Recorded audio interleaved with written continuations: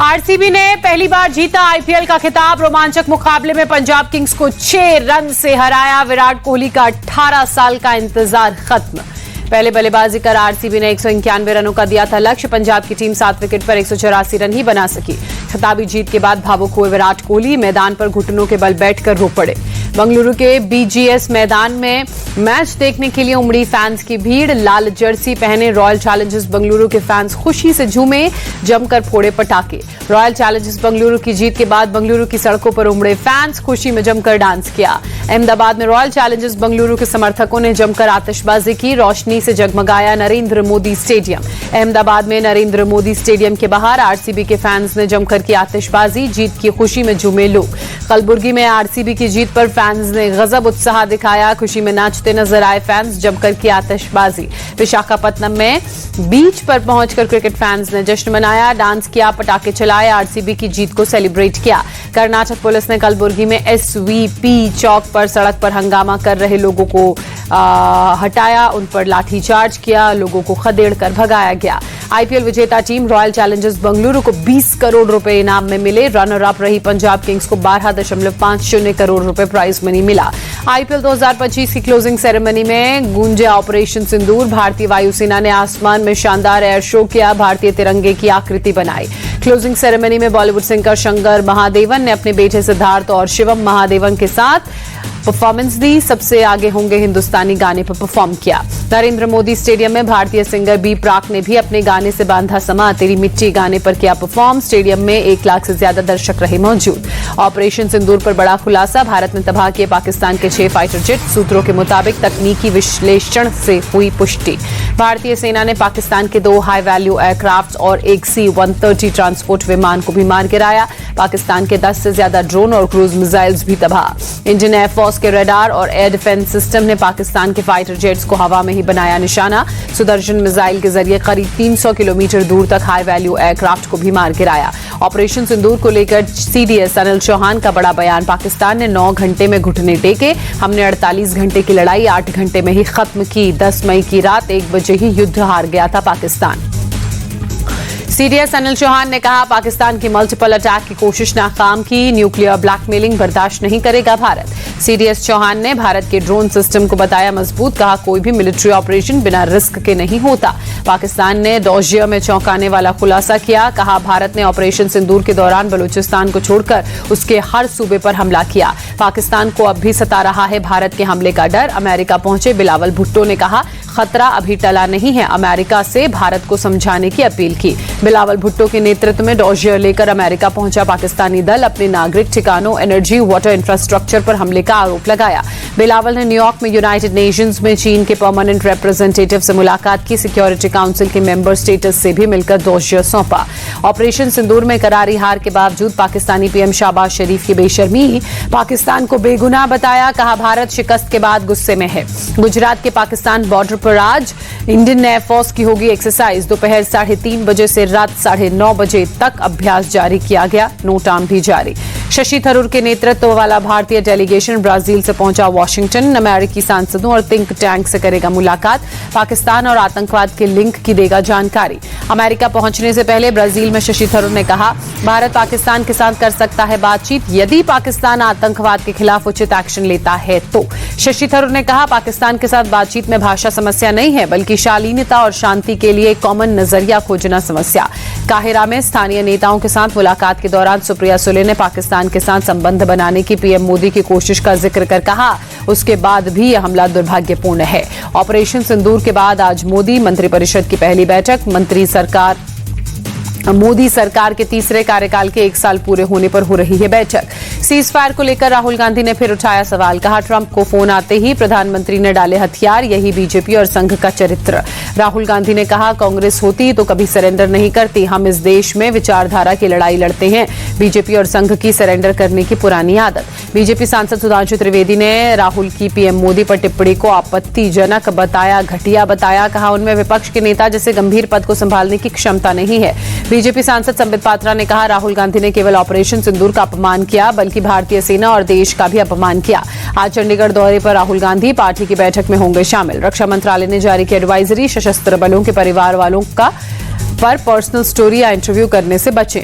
पाकिस्तान के लिए जासूसी के आरोप में राजस्थान के पूर्व मंत्री और का सचिव अरेस्ट। शकूर खान से पूछताछ में आईएसआई एजेंट से बातचीत के सबूत मिले।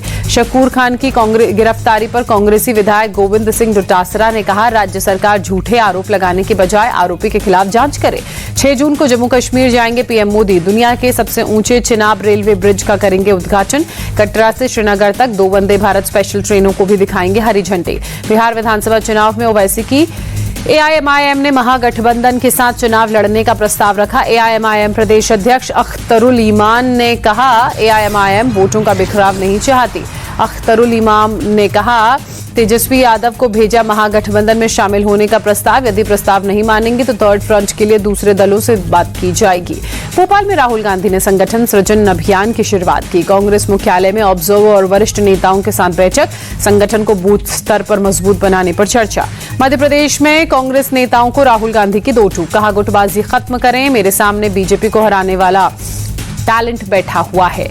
राहुल के भोपाल दौरे पर कमलनाथ ने कहा, कांग्रेस पूरी तरह से मजबूत, राहुल पर सबको भरोसा। महाराष्ट्र के डिप्टी सीएम अजीत पवार से नाराज शिवसेना के मंत्री। सूत्रों की खबर, मंत्रियों ने एकनाथ शिंदे से शिकायत की। अजीत पवार पर फंड को लेकर आरोप लगाया। कहा, फंड नहीं देते हैं। एकनाथ शिंदे ने नाराज मंत्रियों को भरोसा दिया, सीएम फडणवीस और अजीत पवार से बात करेंगे। सूत्रों के मुताबिक जस्टिस यशवंत वर्मा के खिलाफ महाभियोग की तैयारी। कैश कांड को लेकर मानसून सेशन में महाभियोग ला सकती है सरकार। जस्टिस यशवंत वर्मा के खिलाफ महाभियोग की तैयारी की खबरों के बीच प्रधानमंत्री से मिले गृहमंत्री अमित शाह जेपी नड्डा के साथ उपराष्ट्रपति के घर भी पहुंचे। पेरिस में केंद्रीय मंत्री पीयूष गोयल ने फ्रांस के विदेश व्यापार मंत्री के साथ बैठक की। कई मुद्दों पर विस्तार से बातचीत हुई।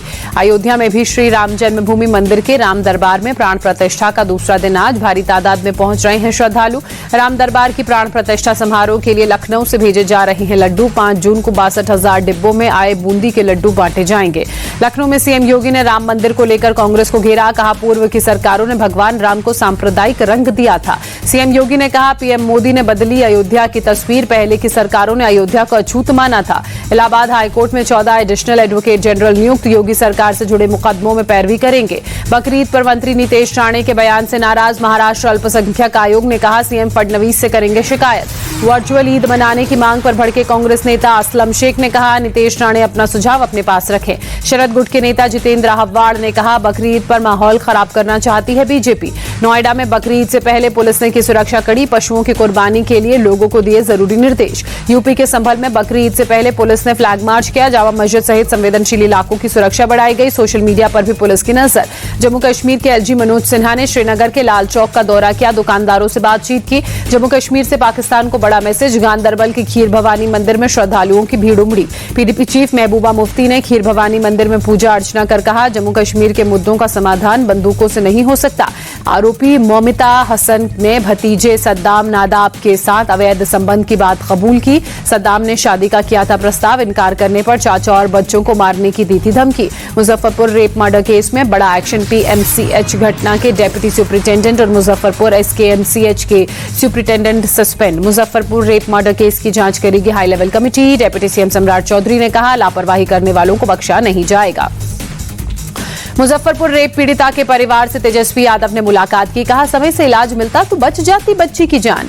तेजस्वी यादव ने फिर नीतीश सरकार पर कानून व्यवस्था को लेकर घेराव किया। कहा, बिहार में हर दिन अपहरण की घटनाएं बढ़ रही हैं। दिल्ली पुलिस ने सेक्सटॉर्शन और साइबर फ्रॉड गिरोह का भंडाफोड़ किया। 15 आरोपियों को गिरफ्तार किया। यूपी के बागपत में पुश्तैनी जमीन विवाद में कर्नल का हंगामा। जवानों ने के साथ घर तोड़ते दिखे। 5 लोगों के खिलाफ केस दर्ज। अलीगढ़ पुलिस ने हनी ट्रैप मामले में पति पत्नी और उनके सहयोगी को गिरफ्तार किया। सोशल मीडिया के जरिए लोगों को फंसाते थे तीनों। देश के पूर्वोत्तर राज्यों में अगले 2 दिन तक भारी बारिश का अलर्ट। मध्य प्रदेश, छत्तीसगढ़, विदर्भ, बिहार, बंगाल और झारखंड में बारिश का अनुमान।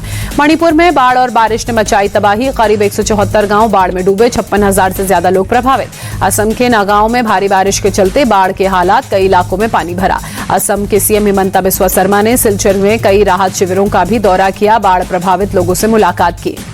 सिक्किम के राज्यपाल ओम प्रकाश माथुर ने बाढ़ प्रभावित इलाकों का दौरा किया। तीस्ता नदी पर बने पुल का भी निरीक्षण किया। पंजाब के मोगा में तेज आंधी के साथ मूसलाधार बारिश, मौसम में गिरावट दर्ज की गई।